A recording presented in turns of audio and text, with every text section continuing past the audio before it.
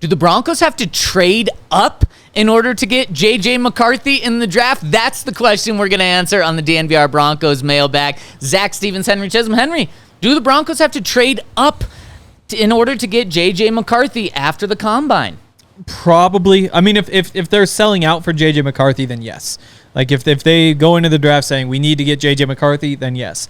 If they say they really like Michael Penix Jr., and say, if Michael Penix is on the board, we're happy with that, then yeah. I mean, you can wait till 12 and hope McCarthy's there. If you're happy that, whether it's Penix or Nix, if you like somebody in the back of your mind and you don't want to give up multiple first-round picks, you don't think the gap is that wide, then you can sit there and wait. If you really want J.J. McCarthy, you got to trade up to get him. We knew that quarterbacks were going to just eventually rise in this draft process, and we saw J.J. McCarthy might be the biggest winner so far this offseason in terms of rising up boards. What was it, a couple of weeks ago? He started gaining a lot of steam in Denver. Now he's gaining a lot of steam around the country. Henry, I think 4 quarterbacks are going to go in the top 10. So you're right. If the Broncos just want a quarterback and they're okay with any of the potential first-round quarterbacks, which are 6 of them, then yeah, they can stay at 12. But there's been reports saying the Broncos and Sean Payton love J.J. McCarthy. If they want him, he's not going to be there at 12 anymore. I think you're going to see Caleb Williams, Drake Maye, Jaden Daniels, J.J. McCarthy all go in the first 10 picks of this draft, meaning if you're okay with Bo Nix or Michael Penix Jr. at 12, you're fine there. But if it is J.J. McCarthy, I mean, you look at the teams. Obviously, first 3 picks in the draft with the Panthers, the Commanders, the Patriots, could easily be quarterback. Then you have... I'm sorry, yes, yeah. Bears.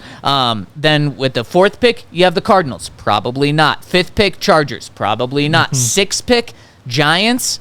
Could be. A lot of people. Yeah. But it's not a lot. It's possible. That's a team where it's possible.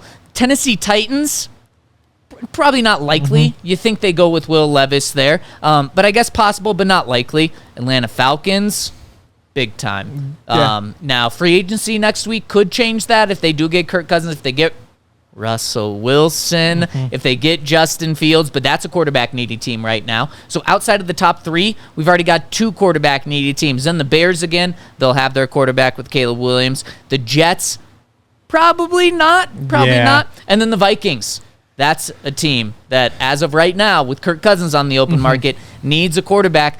So outside of the top 3 teams, there's 3 other teams that could realistically make a play for a quarterback. Maybe I'm underselling it with 4. Maybe we're talking 5 quarterbacks in the first 11 picks. That would be a shock to me. To me, the way I see it going is I think the Bears, the Commanders, the Patriots, the Falcons, and the Vikings, they take quarterbacks. They add a quarterback. The difference is, you've got Kirk Cousins on the market. And you mentioned this. You got Justin Fields out there. You've got Baker Mayfield, who's probably going to the Buccaneers, but you never know. And I imagine 2 of those probably get closed. So I'm kind of torn whether it's 3 or 4 off the board before the Broncos pick. But again, like if 4 go, J.J. McCarthy's one of them. If 3 go, there's a chance that J.J. McCarthy's one of them. So if you want J.J. McCarthy, you do have to trade up. To where? Where do you think you have to trade up? Where's that big move? I mean, if you want to be sure, then you've got to get up to number 4. Like if you want to be sure, then that's what you have to do. And the reason it's not to number 5 is because it's the Chargers, and that'd just be hard to trade with them.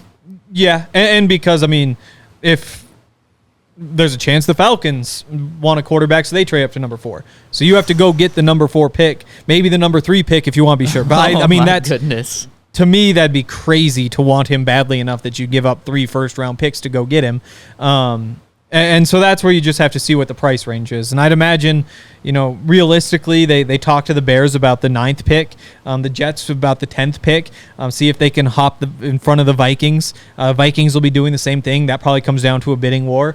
And then that, maybe that costs a 2nd-round pick next year, and maybe you have to throw in something this year to do it. If you think J.J. McCarthy's worth it, then that's the spot. If you think he's worth trading another first-round pick for, then you start looking at number 8, number 7, number 6, and see where it goes. And we have another question that's about Drake Maye, and I think this kind of relates. Will Drake Maye fall out of the top 10?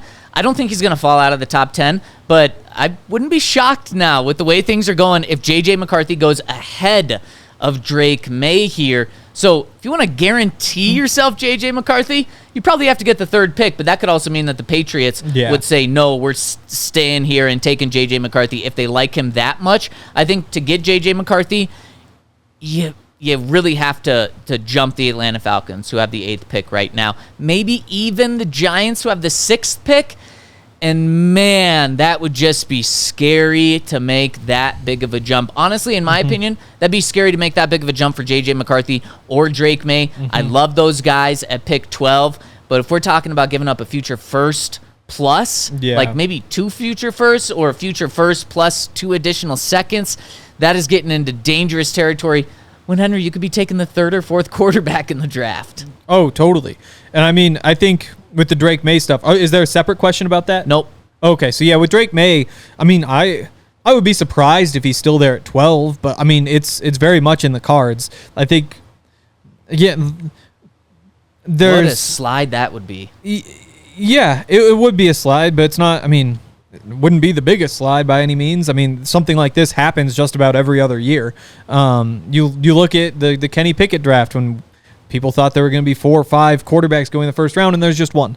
You know, quarterbacks can move up a little bit, but generally, when you look back at how the mocks have gone, you know, it's some guys are high on guys, some guys are low, but overall, you don't see too much of a difference from where the starting point is and the ending point is when you figure that some of these guys will shift around a little bit. So then But that's why with Drake Maye, you know, if in a world where Chicago takes Caleb Williams 1, we'll say Washington takes Jaden Daniels 2, the Patriots say they sign somebody, they trade down, they're a team that really should trade down, like they just don't have the talent on the roster. I guess somebody probably trades up for a quarterback. Call that the Falcons that move up to 3 to make the move. You know, they take McCarthy. Then all of a sudden you got Cardinals. They aren't taking quarterback. Chargers, no. Giants, no. Tennessee, no. Patriots, they've kind of made their decision. Maybe they want one there. Probably not. Jets, no. Vikings, again, maybe they do bring back Kirk Cousins. He says he will come back if they give $90 million over 2 years. Maybe his price goes down a little bit between now and then.